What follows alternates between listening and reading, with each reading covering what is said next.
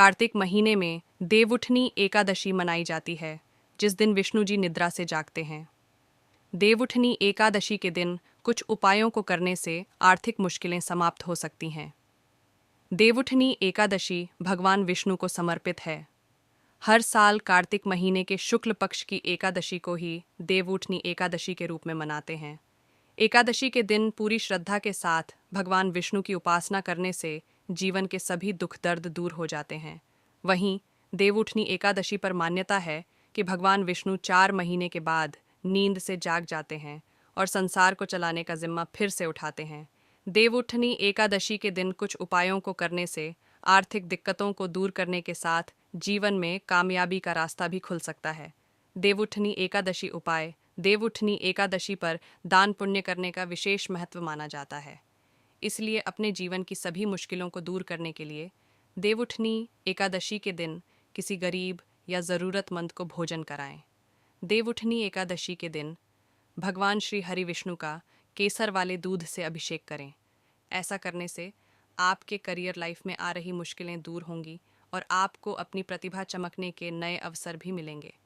छात्रों के लिए एकादशी के दिन श्रीमद् भागवत कथा का पाठ ज़रूर करना बेहद शुभ माना जाता है।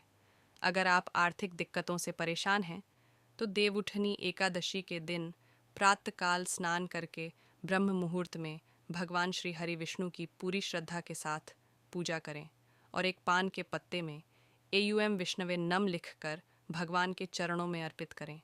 अगले दिन इस पत्ते को पीले रंग के कपड़े में लपेटकर तिजोरी में रख दें। अगर आपके वैवाहिक जीवन में कड़वाहट आ गई है और दिन ब दिन रोज तू मैं की स्थिति बनी रहती है तो देवउठनी एकादशी के दिन तुलसी विवाह पूजन करें। इस दिन लक्ष्मी माता और तुलसी माता को श्रृंगार की सामग्री अर्पित करें।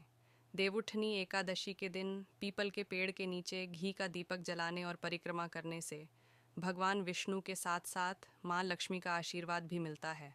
ऐसा करने से घर की दरिद्रता दूर हो सकती है। धर्म ग्रंथों में दी गई कथा के अनुसार एक राज्य में एकादशी के दिन प्रजा से लेकर पशु तक कोई भी अन्न नहीं ग्रहण करता था। एक दिन भगवान विष्णु ने राजा की परीक्षा लेने की सोची और सुंदरी भेष बनाकर सड्डा किनारे बैठ गए। राजा की भेंट जब सुंदरी से हुई तो उन्होंने उसके यहाँ बैठने का कारण पूछा। स्त्री ने बताया कि वह बेसहारा है। राजा उसके रूप पर मोहित हो गए और बोले कि तुम रानी बनकर मेरे साथ महल चलो। सुंदर स्त्री के राजा के सामने शर्त रखी कि ये प्रस्ताव तभी स्वीकार करेगी जब उसे पूरे राज्य का अधिकार दिया जाएगा और वह जो बनाए राजा को खाना होगा। राजा ने शर्त मान ली। अगले दिन एकादशी पर सुंदरी ने बाजारों में बाकी दिनों की तरह अन्न बेचने का आदेश दिया। मांसाहार बनाकर राजा को खाने पर मजबूर करने लगी। देवउठनी एकादशी के दिन विष्णु जी योग निद्रा से जागते हैं और फिर सभी शुभ मांगलिक कार्य शुरू हो जाते हैं।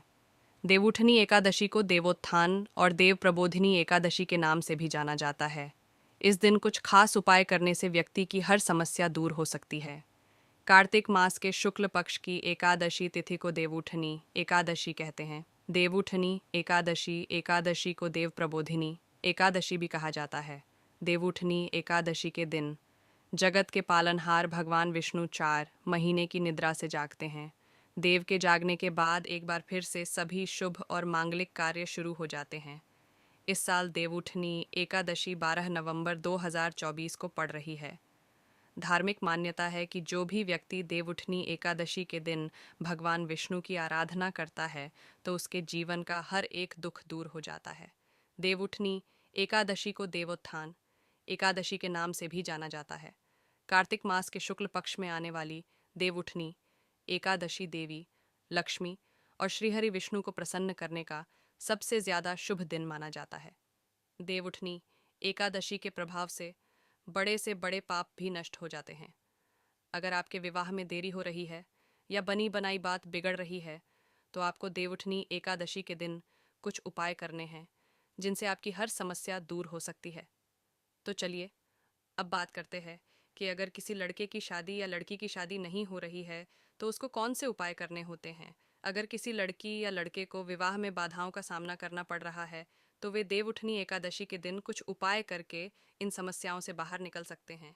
देवउठनी एकादशी के दिन भगवान विष्णु की पूजा करते समय केसर, पीले चंदन या हल्दी के तिलक का इस्तेमाल करें। फिर श्रीहरि को पीले फूल चढ़ाएं। ऐसा करने से इससे शीघ्र विवाह के योग बनते हैं।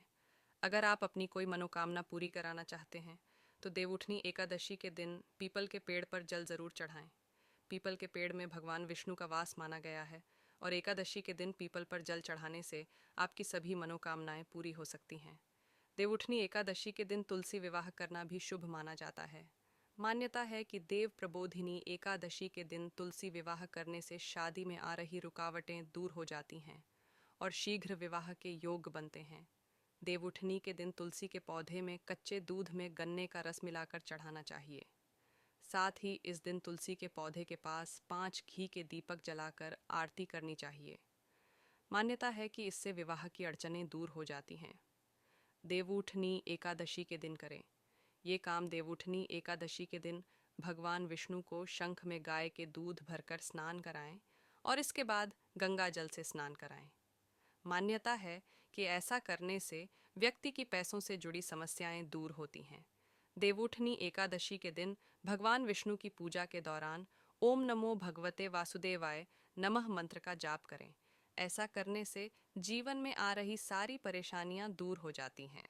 देव प्रबोधिनी एकादशी के दिन भगवान विष्णु की पूजा में शुद्ध देसी घी का दीपक जरूर जलाएं और भोग में तुलसी के पत्ते रखकर अर्पित करने चाहिए। कार्तिक माह की एकदशी तिथि को देवउठनी एकादशी मनाई जाती है। इस दिन भगवान विष्णु योग निद्रा से जागते हैं। मान्यता है कि इस दिन कुछ खास उपाय करने से व्यक्ति को भगवान विष्णु के साथ मां लक्ष्मी का आशीर्वाद मिलता है और जीवन में कभी धन की कमी नहीं होगी। पंचांग के अनुसार देवउठनी का व्रत कार्तिक मास में शुक्ल पक्ष की एकादशी तिथि को रखा जाता है। यह एकादशी साल भर की सभी एकादशी तिथि में से उत्तम मानी जाता है। इस दिन भगवान विष्णु 4 महीने की योग निद्रा से जागृत होते हैं। देवउठनी एकादशी तिथि के अगले दिन से ही सभी मंगल और शुभ कार्य दोबारा से शुरू हो जाते हैं। इस दिन भगवान विष्णु की विधि विधान से पूजा करने से जीवन में सुख समृद्धि आती है। मान्यता है कि देवउठनी एकादशी के दिन भगवान विष्णु की पूजा करने के साथ कुछ उपायों को करने से व्यक्ति को कभी भी धन की कमी नहीं होती है। देवउठनी एकादशी तिथि वैदिक पंचांग के अनुसार इस साल कार्तिक मास शुक्ल पक्ष की एकादशी तिथि की शुरुआत 11 नवंबर 2024 की शाम 6:56 पर शुरू होगी। वही तिथि का समापन 12 नवंबर 2024 को शाम 4:04 पर होगा। उदया तिथि के अनुसार देवउठनी एकादशी का व्रत मंगलवार 12 नवंबर को रखा जाएगा। करें ये उपाय। एकादशी के दिन भगवान विष्णु का आशीर्वाद पाने के लिए नहाने के पानी में 1 चुटकी हल्दी मिलाकर स्नान करें। स्नान करने के बाद पीले रंग के वस्त्र पहनें। मान्यता है कि ऐसा करने से व्यक्ति पर भगवान विष्णु की कृपा बनी रहती है। करियर में होगा सुधार। अगर आपके करियर कारोबार में बाधा आ रही है तो देवउठनी एकादशी के दिन भगवान विष्णु को केसर वाले दूध से अभिषेक करें। मान्यता है कि ऐसा करने से व्यक्ति के जीवन से सभी परेशानियां दूर होती हैं।